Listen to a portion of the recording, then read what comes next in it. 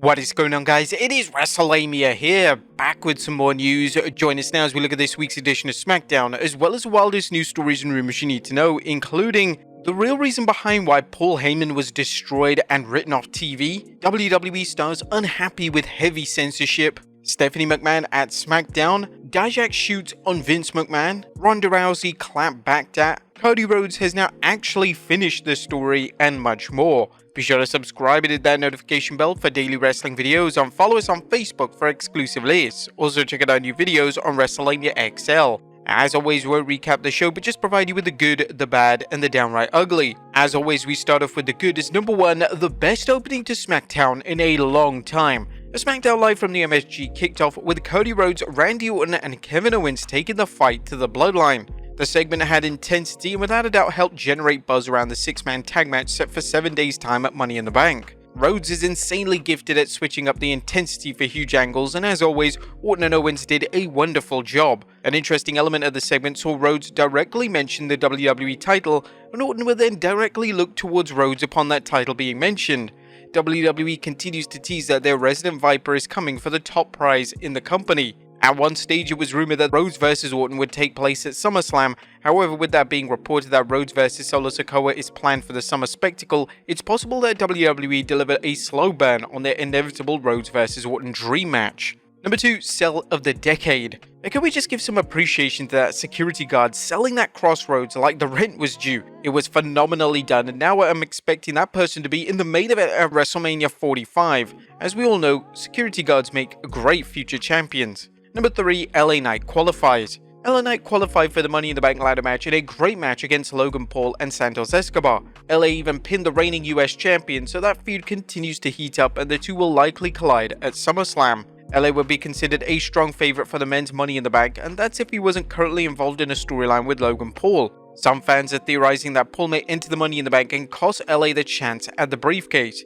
This does seem likely, and it could be the final stepping stone in making their US title match official for SummerSlam in August. Number 4, Jacob Fatu's stellar presentation. A Smackdown closed off with a Bloodline acknowledgement ceremony, and in the segment, Solo Sikoa introduced the world to Jacob Fatu. Fatu had an insane amount of aura during his entrance, and it certainly helped that Def Rebel have noticeably put effort into making sure his theme song actually stands out. Fatu is going to be a major player for the WWE, and if he's getting the level of crowd response he did last night, just only 2 weeks into his WWE run, then the future is bright for Mr. Fatu. Number 5, a Paul Heyman masterclass. The WWE Hall of Famer Paul Heyman delivered a masterclass last night. In the aforementioned segment, Heyman was tasked with acknowledging Solo Sikoa as the tribal chief, and in a heroic act of defiance, Heyman refused. Upon the refusal, Heyman received one of the biggest ovations of his entire career, and it marked his official babyface turn. The Bloodline 2.0 then annihilated the Wise Man, and Heyman was even powerbombed through the announce table by Jacob Fatu and company.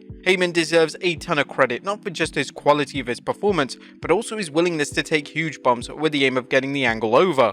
And SmackDown's positive momentum continues. After last week's show, it was vital that WWE continued the positive momentum, and they certainly did that with SmackDown this week.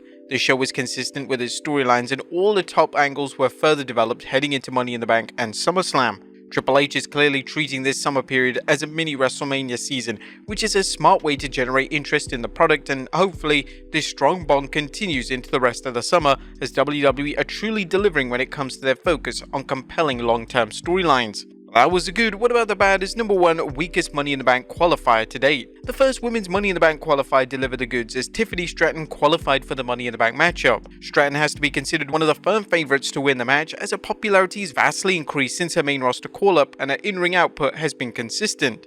Unfortunately, the second Money in the Bank qualifier for the women didn't really hit the mark. The match in question saw Naomi defeat Indy Hartwell and Blair Davenport. Whilst Naomi is over with the audience, the same can't be said for the other two women, and it seemed like the foregone conclusion that the former women's champion was stamping her ticket to the PLE next weekend. The action was sloppy, and Naomi was evidently holding it together like the ring general she is. Now, there was nothing on the show that was downright ugly. WWE did a stellar job in delivering a memorable episode of the Blue Brand from the historic Madison Square Garden. WWE have done an excellent job in handling the build to the annual Money in the Bank PLE. What did you guys think of Smackdown last night? Let us know in the comments down below. Now let's move on to the news.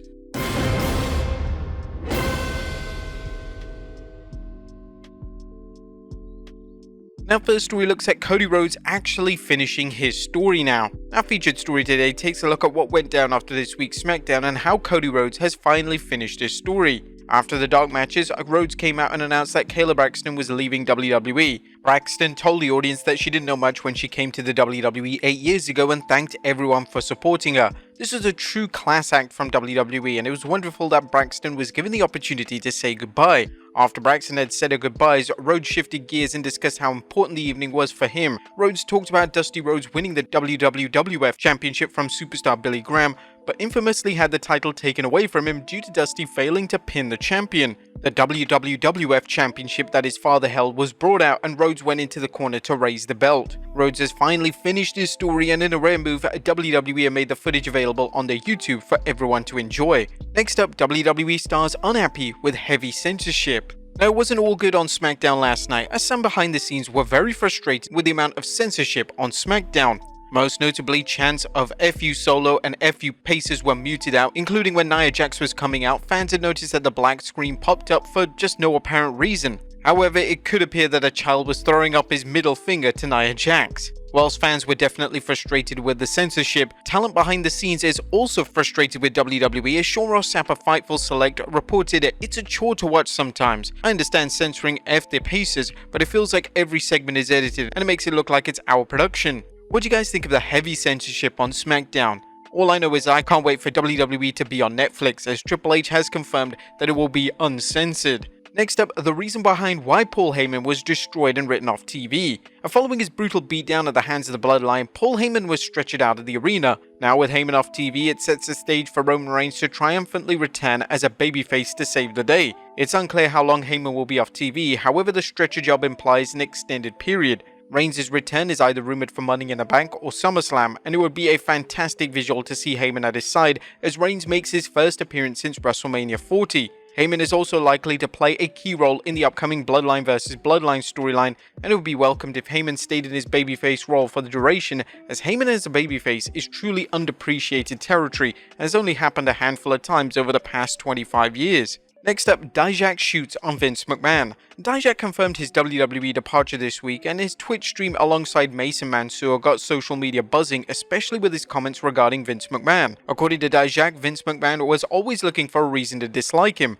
All of this putting body through punishment just to impress Vince, and I go to the back and he's fixated on the fact that I didn't grab someone aggressively enough in the break that nobody on television saw. That was a moment where in my head I just went, oh, they're looking for a reason not to like me. Because it's pro wrestling, right? It's fake fighting. You can make up any shit you want. I was like, oh, the office wants me to fail. They're actively looking for reasons not to use me. It was always clear that McMahon wasn't exactly the biggest fan of Dijak, and unfortunately, things weren't much different under the leadership of Triple H. Next up, Stephanie McMahon at SmackDown.